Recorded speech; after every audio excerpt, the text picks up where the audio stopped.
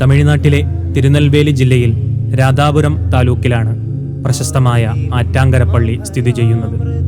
കന്യാകുമാരിക്കും തിരുച്ചെന്തൂരിനുമിടയിൽ സ്ഥിതി ചെയ്യുന്ന ഈ പുണ്യസ്ഥലത്ത് മുത്തുനബി സ്വല്ലല്ലാഹു അലൈഹി വസല്ലമ തങ്ങളുടെ സ്വപ്ന നിർദ്ദേശപ്രകാരം ഇസ്ലാമിൻ്റെ മഹോന്നതമായ പ്രചാരണത്തിനു വേണ്ടി അറേബ്യയിൽ നിന്നും ഇന്ത്യയിലെത്തിയ സയ്യിദ അലി ഫാത്തിമ റളിയല്ലാഹു അൻഹയുടെയും അവിടുത്തെ പ്രിയതമനായിരുന്ന ഹസ്രത്ത് സയ്യിദ് മുഹമ്മദ് റളിയല്ലാഹു അൻഹു എന്നിവരുടെയും മഖ്ബറകളാണ് നിലകൊള്ളുന്നത്.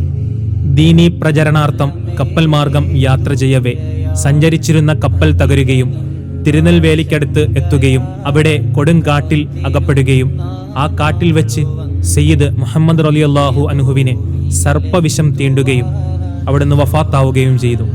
ഇത് കണ്ട് നൊമ്പരത്തിലായ മഹദി അവർകൾ നാഥനോട് സുജൂദിൽ വീണ് കരഞ്ഞു പ്രാർത്ഥിക്കുകയും തൻ്റെ പ്രിയതമനെ കുത്തിയ അതേ സർപ്പത്താൽ തന്നെയും തിരികെ വിളിക്കണമെന്ന് ആവശ്യപ്പെടുകയും ചെയ്തു. അല്ലാഹു സുബ്ഹാനഹു വ തആല ആ പ്രാർത്ഥന സ്വീകരിക്കുകയും അതേപടി സംഭവിക്കുകയും അവർ രണ്ടുപേരും ജീവിതത്തിലെ പോലെ തന്നെ മരണത്തിന് ശേഷവും ഒരുമിച്ച് അന്ത്യവിശ്രമം കൊള്ളുന്നു. ആ നാട്ടിലെ പ്രമുഖ വിശ്വാസികൾക്ക് സ്വപ്നനിർദ്ദേശത്തിലൂടെ മക്ബറ ഉയർത്തിക്കെട്ടുവാനും ചുറ്റുമതിൽ കെട്ടിപ്പൊക്കുവാനും ആവശ്യപ്പെടുകയും വിശ്വാസികൾ അതേപടി നിർവഹിക്കുകയും ചെയ്തു. ഇത് വിശാലമായ ചരിത്രമാണ്.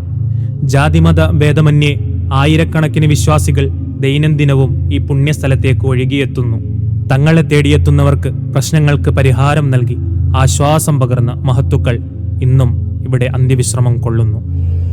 ആരിലും അഭയാമൃതം നബി ത്വാഹയാണ പൂവനം.